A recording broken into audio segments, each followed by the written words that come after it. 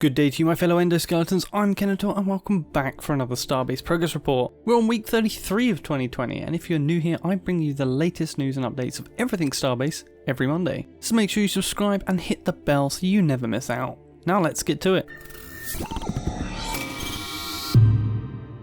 If you haven't seen yet from my recent 2 videos, there have been many player-made ship designs added to 3 new ship shops for players to buy from and be inspired by. I'll link these in the description for you, and you can keep an eye out for more over the next week. But that's not all we got in this big update. Beam welding is now in the closed alpha build and enables more complex framework on ships and lets us build slightly bigger ships with the freed up bolts that would have been used. The universal tool now has material and blueprint tabs ready for when armour selection comes in and for helping in knowing what materials are needed to repair a broken ship. Damage for weapons has been completely reworked to account for armour thickness, but without the armour selection, this has completely nerfed armour across the board, taking us from wacky layered floor tiles as armour to making armour nearly pointless. While we wait for the new armour though, we can fight in the brand new PvP station, situated above the old one. This bare bones framework version of Proya called Robor provides a great space for PvP fights to happen within its bounds. For the Lowry quote of the week, we have some info on the ever requested mining laser that everyone liked from the original reveal trailer.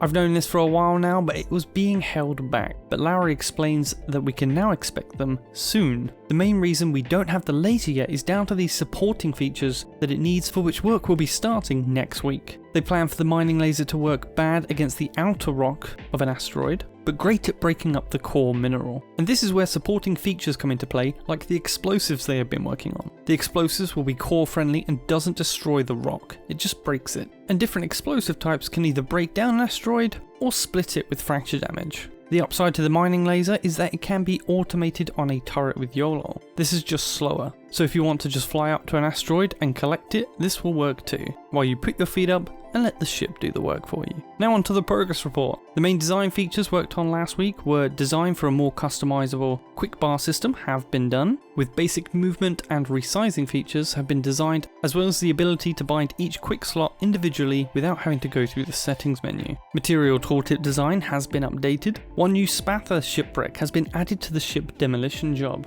Tooltip descriptions for crystals have been fixed from ore to crystal. Design for the ship demolition job tutorial phase is progressing. Programming tasks have been created. Tweaks in the material and blueprint tabs of the universal tool have been done. Testing is currently underway. Beam welding design has been tweaked. Testing is now easier to find optimal results for what kind of connections can be allowed. More material and damage tests have been done, new exploit fixes have been implemented, and different damage configuration values have been tested. Economy configurations have been made for station beams. They will now use Valkyrie and Bastion in a 90:10 ratio. Player progression and exploration design is underway, and material progression related design is being worked on. Structural integrity and durability on beams with different materials has been tested. In station design this week, we have shops that sell player ships. Rando 1, Rando 2 and Occam Industries have been added to the game. Player spaceships are removed from the original spaceship shop, and the labourer ship has been added. The arrowhead has been raised in Rando 1 spaceship shop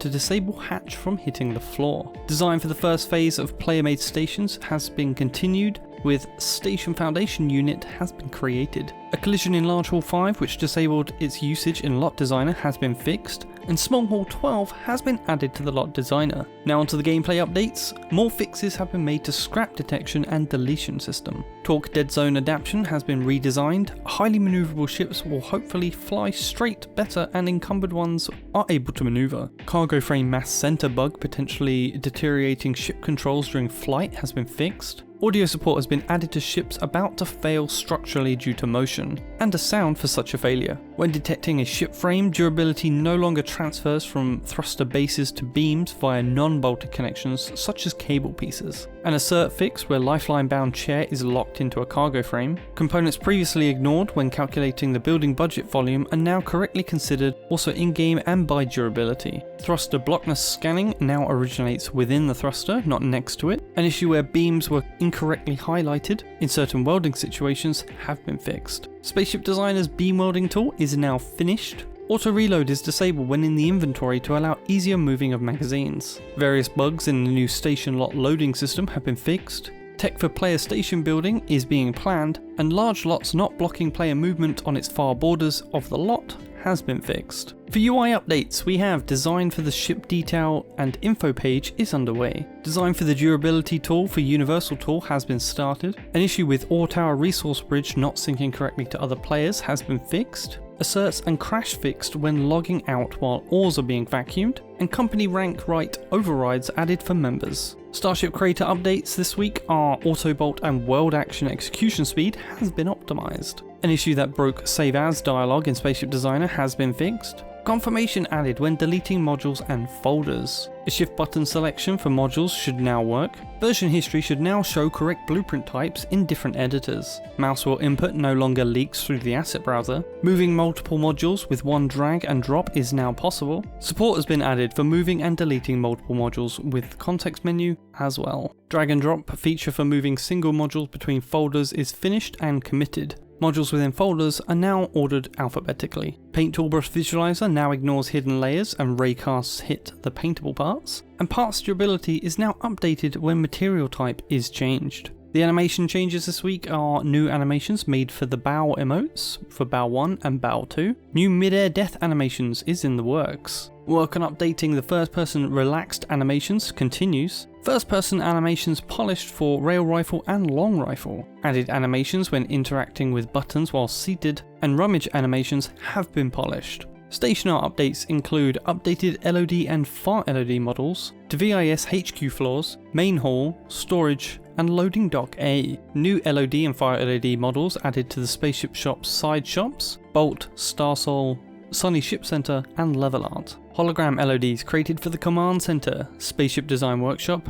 Spaceship Shop, and Empire VIS headquarters. Imperial Capital Station holograms have been updated to match the new Rando player ship shop, and level art for the auction house has been added to the marketplace and command center. In this week's weapon art, we have minor tweaks made to the laser cutter's heat distortion. The buzzsaw's effects have been updated, and plasma rifles reload and idle effects have also been updated. And lastly, other updates this week are new upcoming armor set Battalion is in the making. The Juggernaut armor set's texture quality polished, and paint jobs have been updated. Pioneer unique armor set colouring has been adjusted slightly due to the Juggernaut paint job update. Small colour fix has been made for the Red Brigand large shoulder piece. Battalion armor set texturing is in progress, and triangle thruster extension booster design is in progress. Adding any extra thrust needs to be approached very carefully, as we could very quickly see many ships all hitting the 150 meters per second speed cap, and this could be very boring for gameplay. Also, it's slightly disappointing Frozenbyte haven't gone the route of having upgraded fuel and power converters for its thrusters. This could be far easier to add since these objects already exist,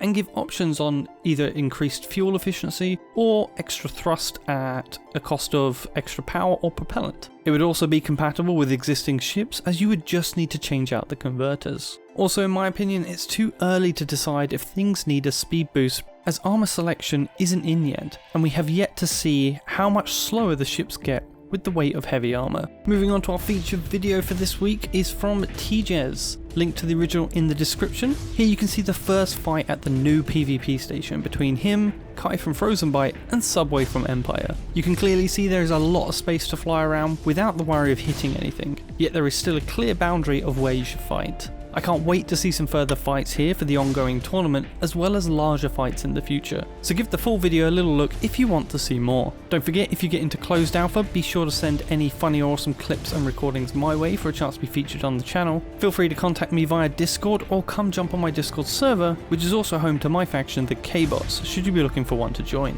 As always, please smash that like button, share the video with your friends and faction, leave a comment with any questions you want answers to, and I'll see you in the next one. Kenetor, out.